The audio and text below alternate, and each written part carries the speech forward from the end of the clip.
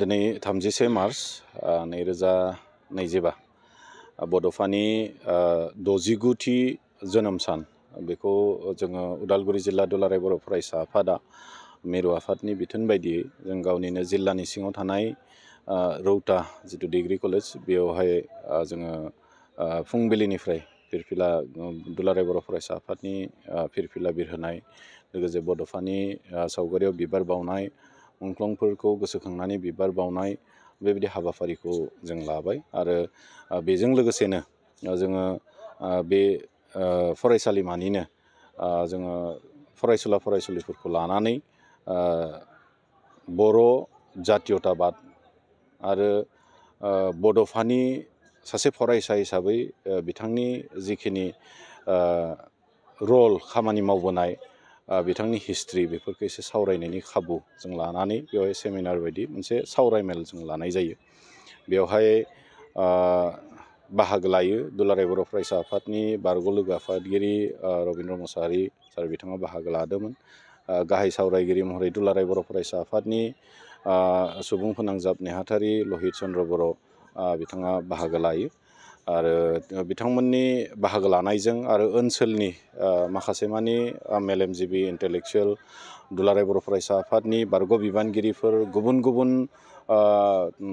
बर' माहारियारि आफादफोरनि दैदेनगिरिफोरनि बाहागो लानायजों दिनैनि बे हाबाफारिया खोब मोजाङै मोजां जानानै थाङो। बिनिखाय साफ्रोमबो बाहागो लागिरिफोरखौ आं साबायखर बावगोन। दिनैनि बे हाबाफारिखौ खोब माने गाजा गोमजायै खुंफुंनायाव हेफाजाब मदद होनायनि थाखाय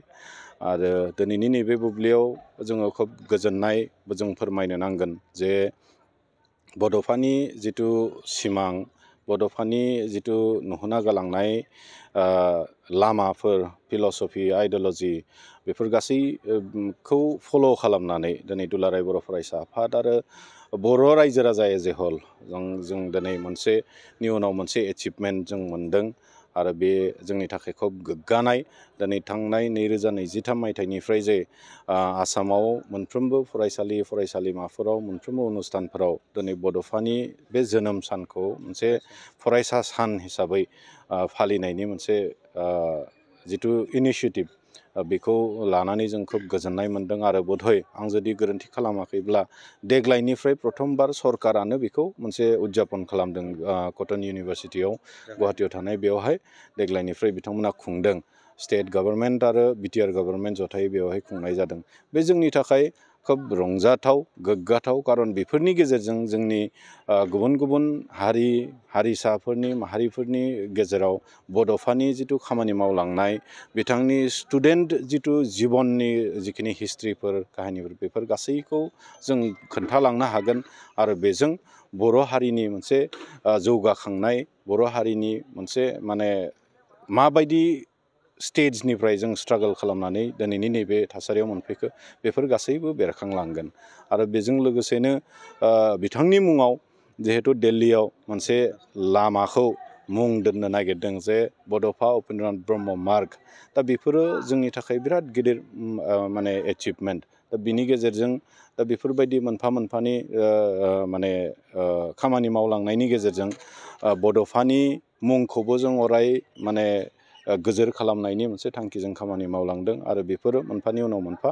मोनसे एचिभमेन्ट आरो बेजों लोगोसेनो जोंनि बर' हारिया गुबुनजों मिथिजानाय गुबुनजों सावरायजानाय गुबुना जों बर' हारि होननाय मोनसे जाथि जे दङ बेखौ एटलिस्ट सोरनिबा थ्रु एसे नागिरनानै मोनफैनाय बे लामाफ्रा खुलिदों होननानै आं सानो। दा दिनै खोब गोजोननाय मोन्दों बिथांनि बे 69थि जोनोम सानखौ जोङो खोब माने गाजा गोमजायै खुंफुंबाय आरो बयबो नोंथांमोननि बाहागो लानायजों जोंनि बे हाबाफारिया माने साक्सेसफुलि जाबाय आरो आसा खालामदों जिखिनि फरायसाफोरखौ जों दिनै बेवहाय लोगो मोनबाय बिथांमोननिफ्रायनो जोंनि बर' हारिखौ दैदेननायनि बर'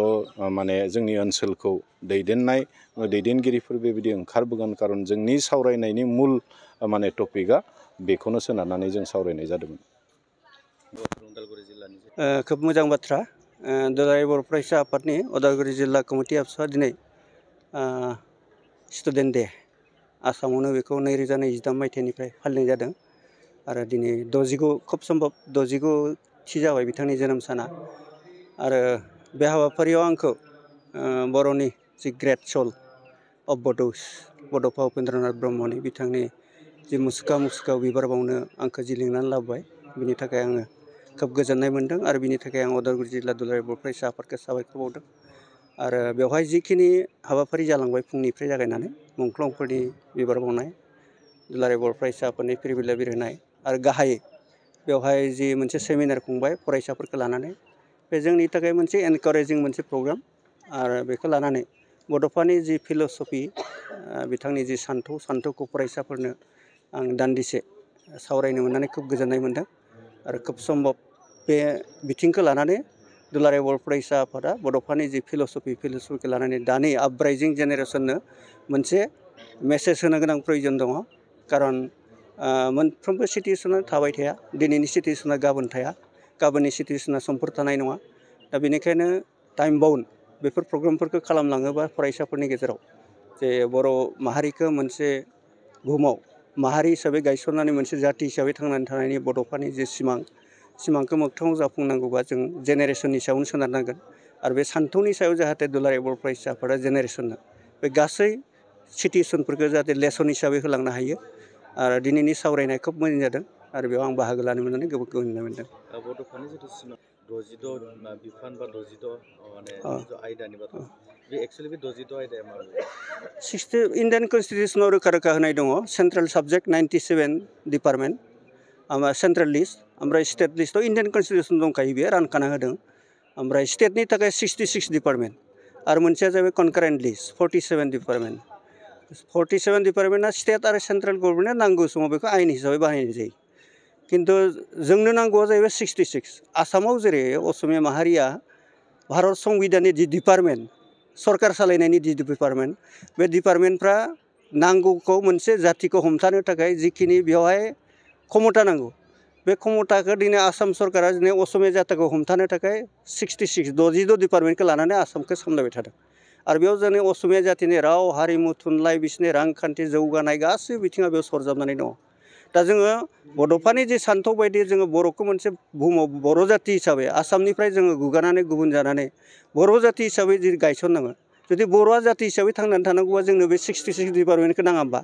नांगौ दा बिनिखायनो बड'फानि जि फिल'सफियाव पुर्नांगौ मोनसे बड'लेण्ड रायजो सृष्टि खालामनाय आसामनिफ्राय गुबुन जानानै जाथि हिसाबै थांनानै थानाय आरो बेखौ नांगौ जायोबा जोंनो बे 66 डिपार्टमेन्टखौ नांगोन जेरै आं बुंनाय बायदि नर्थ इस्टनि जिखिनि दङ अरुणाचलिसफोर 66 डिपार्टमेन्टखौ लानानै बिसोरो जाथि हिसाबै थांनानै दङ त्रिपुरा बर'फ्रा दिनै 66 डिपार्टमेन्ट लानानै थांनानै दङ मेघालयनि खासिया गार' जयन्तिया बिसोरो 66 डिपार्टमेन्टखौ लानानै जाथि हिसाबै थांनानै दङ जोंनि खाथियावनो दङ जों मणिपुराबो बेनो जेनेबा नागाफ्रा थांनानै दङ जोंनि खाथियावनो दङ वेस्ट बेंगल बिसोरबो बिदिनो थांनानै दङ जाथि हिसाबै थांनानै दङ ग्रेटार भारतनि गेजेराव मोनसे जाथि हिसाबै थांनानै दं जोंबो जुदि ग्रेटार भारतबर्षनि गेजेराव जुदि जाथि हिसाबै थांनांगौ जायोबा बे 66 डिपार्टमेन्ट स्टेट लिस्टखौ जोंनो नांगोन आरो बेखौनो जिखुनु प्रकारै जों लानांगोन दा हमना ला दुलाराय बर' फरायसा आफादा जिखिनि मावथांखि लादों आं मिजिंथियो फैबाय थानाय समाव जोङो खोब थाबनो बे 66 डिपार्टमेन्टखौ मोननानै जों पुर्नांगौ मोनसे रायजो हिसाबै जाहैनो हाथों आरो बर' जाथि हिसाबै थांनानै थानो हागोन नङाब्ला जों जाथि हिसाबै थांनानै थानांगौबा जोङो जाथि हिसाबै थांनानै थानांगौ बयबो मिथियो जों हानाय नङा BSc BTC BTR जिखिनि क्षमता होदों थिगानो दङ खिन्थु जों बिथिं पुर्नांगौ जाथि हिसाबै थांनानै थानो हानाय कठिन बेखायनो जोंनो सेपारेट स्टेटआ नांगोन रायजोआ नांगोन आरो जोंनो बे 66 डिपार्टमेन्टखौ जोङो 66 डिपार्टमेन्टआ जेनेबा भारत सरकारनियाव जोंनो बर'फोरनो बड'लेण्ड होनो होननानै स्ट्रेटेजि गैया होननानै बिथांमोना बुंबाय थायो टाइम बाउन्ड BTC सुक्ति समावबो बुंदोंमोन BTR सुक्ति समावबो बुंदोंमोन बे बिथांनि गभर्नमेन्टनि मोनसे जोंखौ माने थगायनायनि मोनसे कौशलबो जानो हागौ स्ट्रेटेजिबो जानो हागौ जों बेयाव जेननो नाङा फैबाय थागोन पलिसिफ्रा स्ट्रेटेजिफ्रा फैबाय थागोन जों बेयाव जेननो नाङा गाब्र'नो नाङा आं बुंदों दिनैनि सिटुवेसना गाबोन थाया गाबोननिया समफोर थानाय नङा